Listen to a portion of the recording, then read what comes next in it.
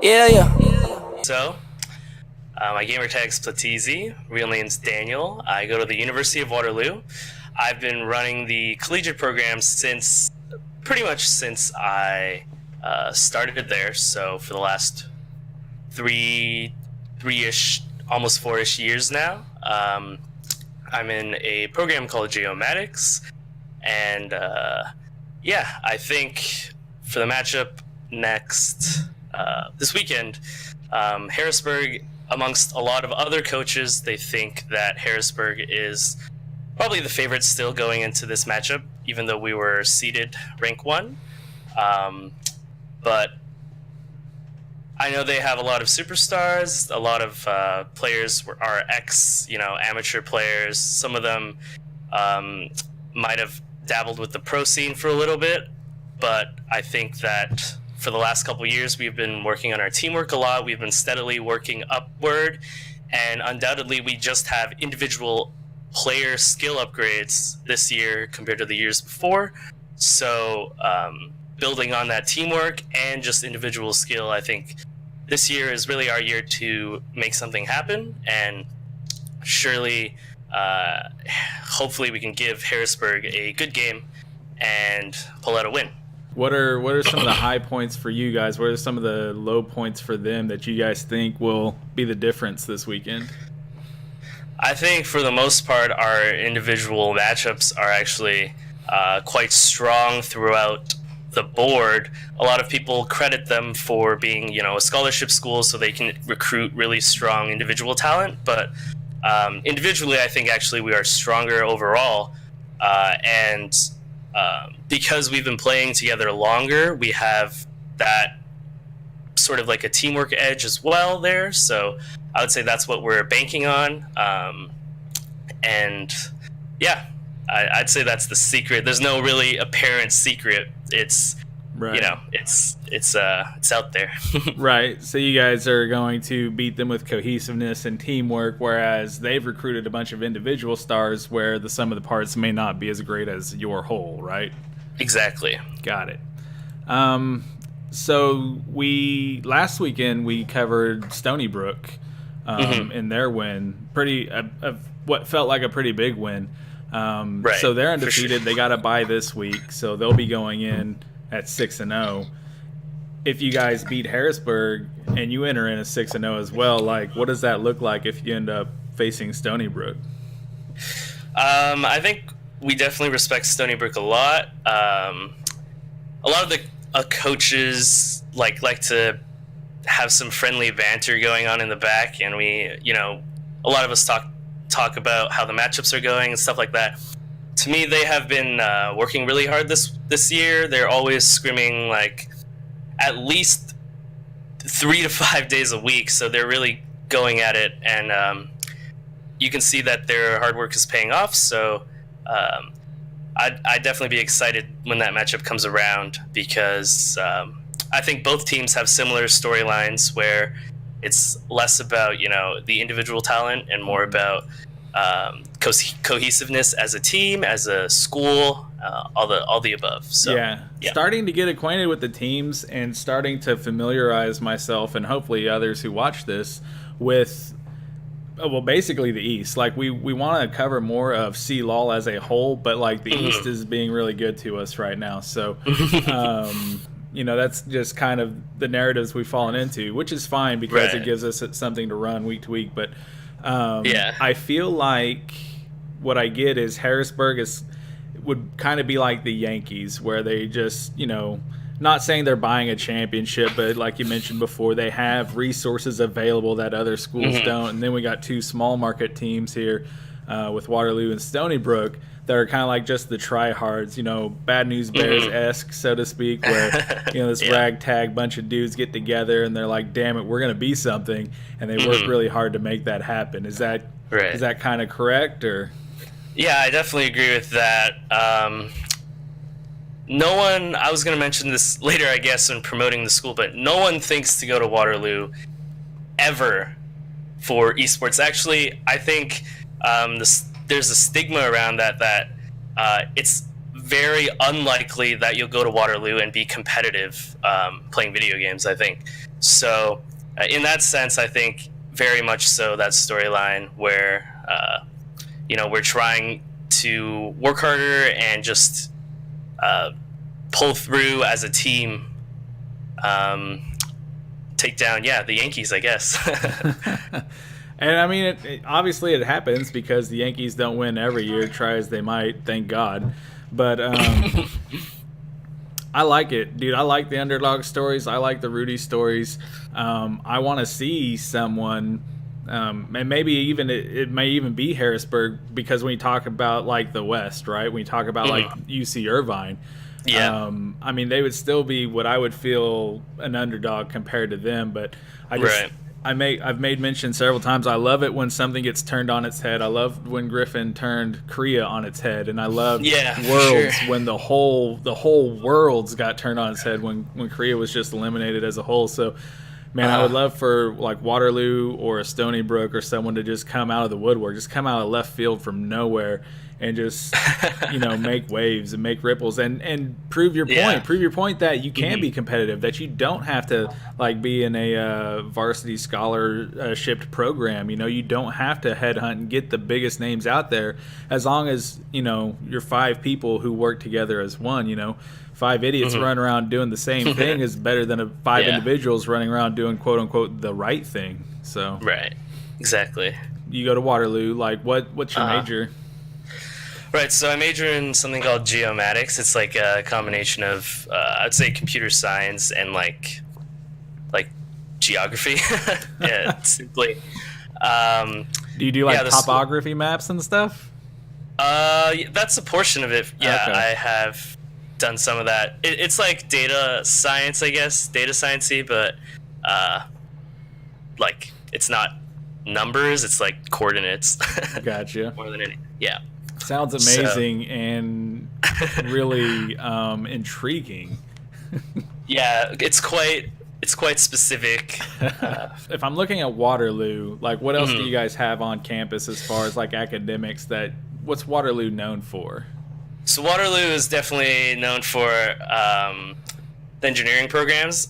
I would argue that it has definitely, well, by far, I would argue that it has the strongest engineering programs in all of Canada. So a lot of people come here for the really exclusive engineering and computer science and math programs we have here. So I actually, if anyone knows of the school, they probably know that, so I don't need to advertise that too much. But academics-wise, we're a huge school, actually. So I think we have almost 30,000 undergraduates. Doesn't feel like that for me, but we're really large, and we have far-reaching clubs and programs in all types of different things. Even though we're not funded for stuff like league or the other games or sports we do, the community is pretty good, I think, in my opinion. I've gone to stuff like the Smash Club. I've seen the Overwatch clubs and the Hearthstone teams. They're all, it might not be like extremely funded, but they're really tight knit, and you can make a lot of friends and have a good time there. So, it's interesting because I don't know anything about Waterloo, but like it's interesting now that I sit here and I think about just some of the interactions I've had with different colleges.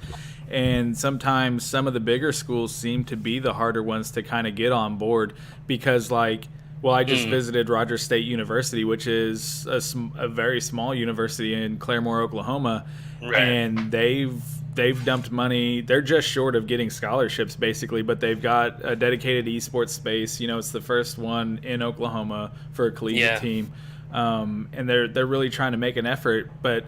When I talk to these little schools, and I talk to Coach Knutson from Jamestown too, and that's a very small school in North Dakota, and they do it to boost enrollment. They do it as a way to bring people in, and I think the bigger schools like yours don't need that, right? Like they don't need to like dangle that carrot out there to be like, hey, come to Waterloo. Because you've already got a ball and engineering program and then everything else that's going on there. So that kind of makes sense now that I think about it. Why the bigger schools might kind of drag their feet on it a little bit. What's a day in the life like if I'm an esports athlete for Waterloo? So actually, it's interesting because one of the reasons Waterloo's programs are so well respected is because of their internships that are associated with these programs. So I think at least 60% to 70% of the school are enrolled in co-op degrees. So what that means is that they, as a part of the degree requirements, you have to complete almost 2 years of internships to graduate. And then in that, a lot of people are always, some people have school terms and some people are out working. So it's hard to get the team together sometimes. But I would say that what it looks like is, everyone comes home from whatever they're doing, doesn't matter, what part of the world they're at currently, or whether they're on campus, off campus, and we just, we make time and we just practice, I guess. Like, we have a good time sharing experiences of I guess, like, where we're at, and like, it's always, I guess that makes it almost more rewarding when we can meet up and have some team sort of events, but it really looks like on the surface level it looks disjointed because of that, but I feel like in a way it brings us closer together and allows us to work better with each other. How is like the administration, like, in your experience? I mean, are they involved at all to the point to where like they kind of want to make it an official thing there, or does this look like the boat you all are going to row for a while? So yeah, like I said, I've been running this for 3 to 4 years, and even the larger club, so we have the club and the team itself. The team and the club have been pretty much self-sufficient for the last 5 to 7 years, actually. Even before I came to Waterloo, I sort of knew a couple people here and hung out with them.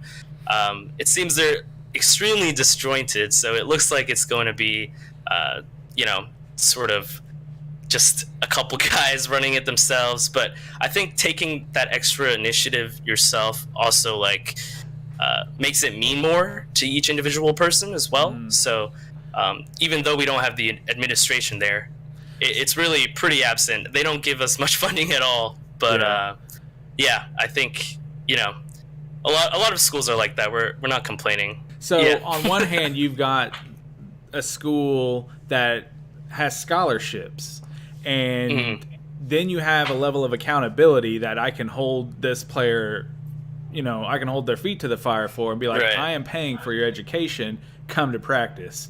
I am paying for your education, you're playing a tank and top. You know what I mean? Like, there's just like a level there where like I just have leverage. But on the flip side, your situation, you're right, because like what you're saying is your people want to be there. They don't have to be there. Exactly. They want to be there. So I like that, from a competitive standpoint. I might not like it when I'm paying my student loans, but I like it from a competitive standpoint, Yeah, exactly. Where are you guys located at exactly? Because again, I know relatively zero about Waterloo. Okay, cool. Waterloo is like a university town, really. So there's a city beside it called Kitchener, but I'd say the university accounts for like a huge proportion of the population there. If you know where Toronto is, it's about an hour to an hour and a half drive out of there. Okay. So it's not smack down in the middle of nowhere, but you wouldn't know for any other reason. Unless I wanted to be an engineer, right? Yeah, unless you wanted to be an engineer, exactly. What's your scrim culture like? So, I mean, you guys, we practice when we can. It looks hectic, but, inside this storm of chaos, you guys are getting it together. Like, do you scrim just other CLOL teams? Do you scrim amateur teams? Or what's that look like for y'all?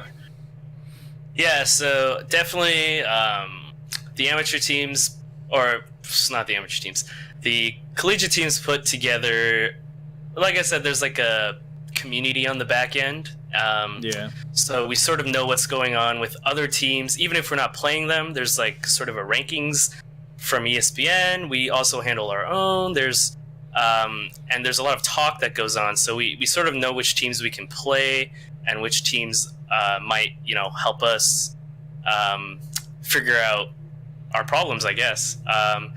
I'd say the amateur teams, some of them are really good. There's like a couple of them that are really good.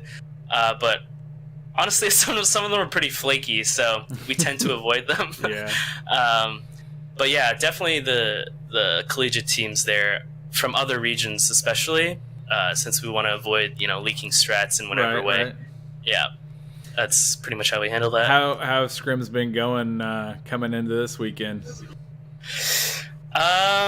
They're going. they're not too bad. I would say they're in a good spot where we have a lot to learn from, and we're not so much as demoralized. Right. The worst thing in scrims, from my experience, is to squash or get squashed. Like, there's just nothing. There's no learning opportunity in just beating your head into a brick wall or being the brick wall. Like it's just, it's true. I've been on both sides. One feels better than the other, but neither one of them are productive. So yeah, exactly. So let's talk about parents. That's like kind of the other leg on the bar stool, right? I mean, obviously, I'm sure you have your own parents, but like, what was your experience with them? Like, did you go to school like with telling them, hey, I'm gonna go here, I'm gonna play video games, or was it more like, I went here to get a great education, oh, by the way, now I play video games?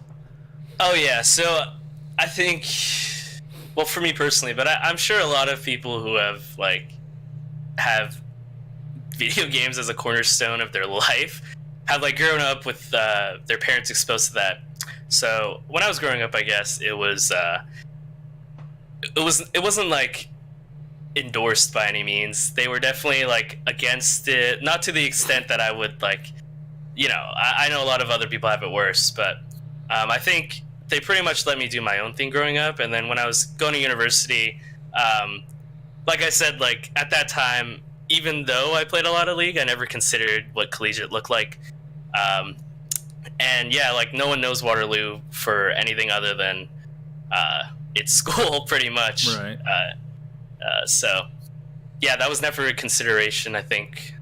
But I think it'd be cool for that to be a consideration for the future, and that's definitely what we're trying to pioneer and build. Right. So let's say this. Yeah. Let's say, I'm a junior, maybe even a senior in high school right now, and I'm watching this interview, and all of a sudden, Waterloo blips on my radar. It's like, oh, engineering, I'm really interested in that. I've been kind of going down that path, with my counselor and teachers or whatever that is for that student. And then they're like, oh yeah, I play League of Legends or one of the other games that you guys offer.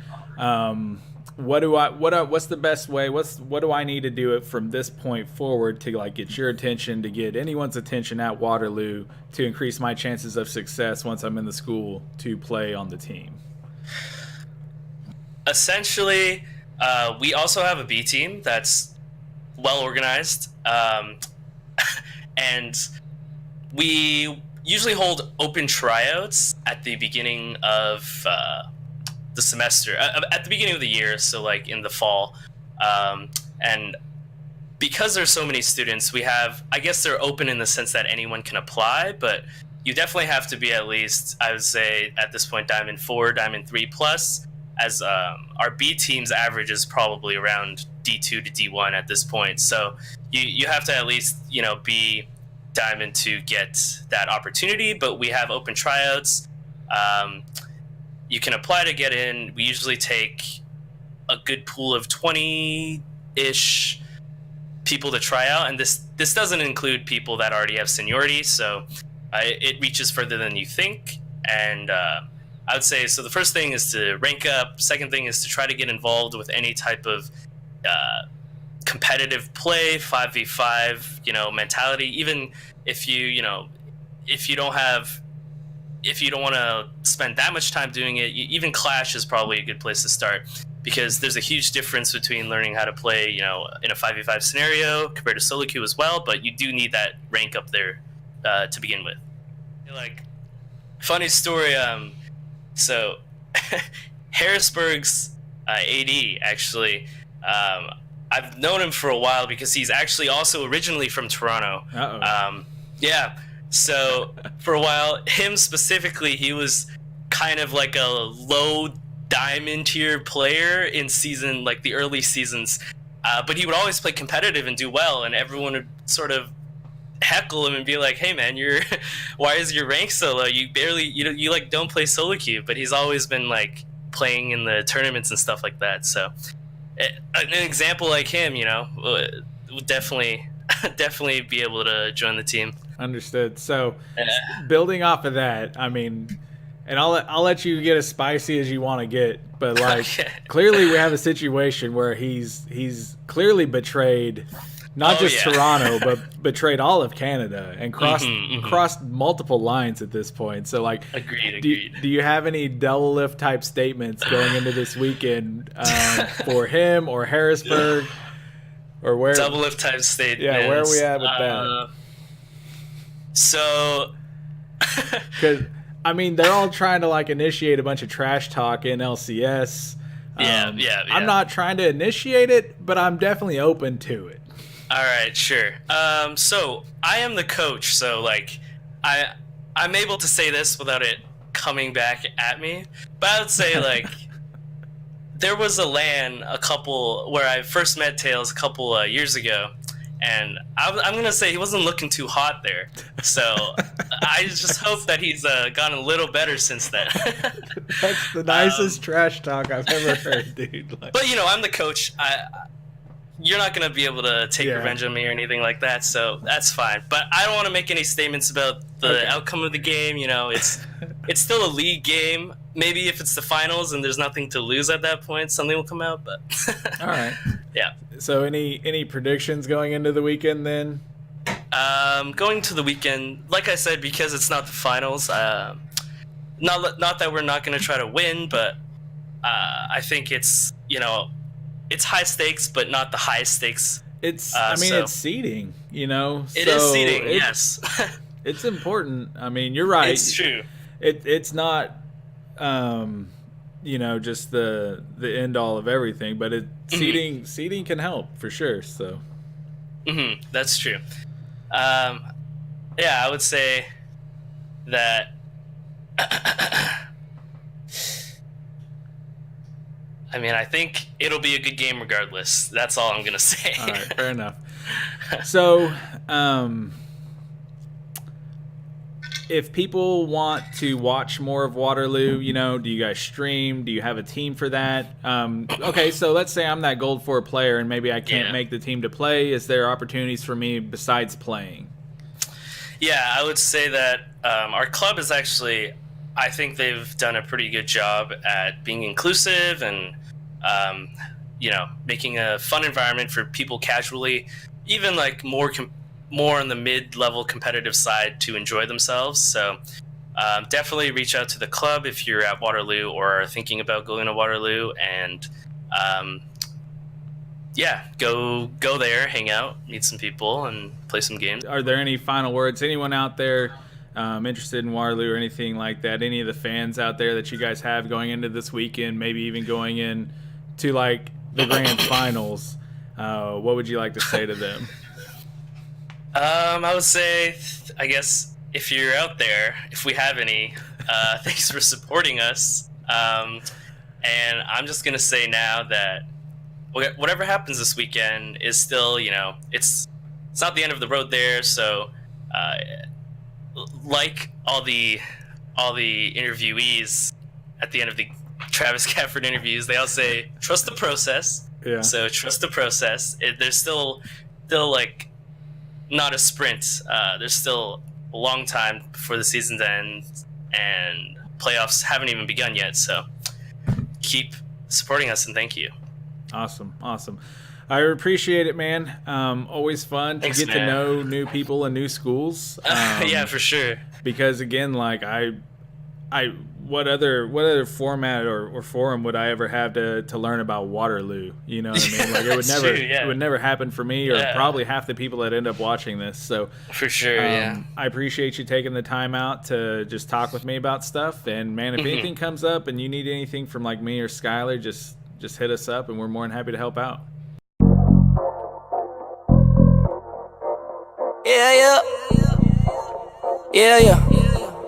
Yeah.